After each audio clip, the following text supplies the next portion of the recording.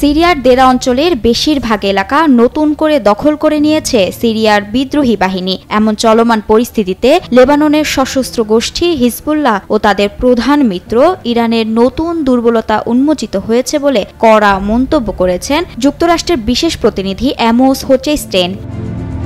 সিরিয়ার দীর্ঘ গৃহযুদ্ধে আসাদ সরকারের প্রধান সমর্থক হিসেবে কাজ করেছে ইরান। সিরীয় সামরিক বাহিনীকে শক্তিশালী করতে হিজবুল্লাহ ও ইরাকি মিলিশিয়া সহ মিত্র বাহিনী পাঠিয়েছে দেশটি। তবে সিরিয়ার বর্তমান পরিস্থিতিতে ইরানের জন্য হিজবুল্লাহকে অস্ত্র সরবরাহ করা আরও কঠিন হয়ে উঠবে। দোহায় একটি রাজনৈতিক সম্মেলনে বক্তব্য দেওয়ার সময় এসব কথা বলেন অ্যামোস। হিজবুল্লাহ হয়তো ইসরায়েলের বিরুদ্ধে যুদ্ধ করার মতো শক্তিশালী নয় বা আসাদ সরকারের সমর্থন দেওয়ার মতো অবস্থানে নেই, তবে লেবাননে প্রভাব বিস্তার করার জন্য খুব বেশি ক্ষমতাবান হওয়ার প্রয়োজন হয় না। এ কারণেই দুর্বল হওয়ার পরেও তারা লেবাননের শক্তিশালী প্রভাব ধরে রাখতে পারে বলে মনে করেন অ্যামোস হোচেস্টেইন। স্বাস্থ্যকর অল টাইম হানিকম, সব সময় অল টাইম হেলদি লাইফ।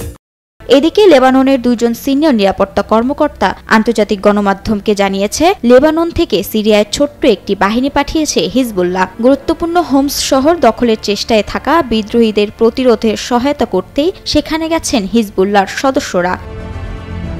গত সপ্তাহে সিরীয় সেনাবাহিনীর পরাজয়ে খুব একটা অবাক হননি যুক্তরাষ্ট্রের এই বিশেষ প্রতিনিধি। তিনি মনে করেন ১৩ বছর আগে গৃহযুদ্ধ শুরুর সময় সিরীয় বাহিনীর ক্ষমতা ছিল অনেক বেশি, কারণ সে সময় ইরান ও রাশিয়ার কাছ থেকে খুব বেশি সমর্থন পেত সিরিয়া, যার ঘাটতি রয়েছে বর্তমানে।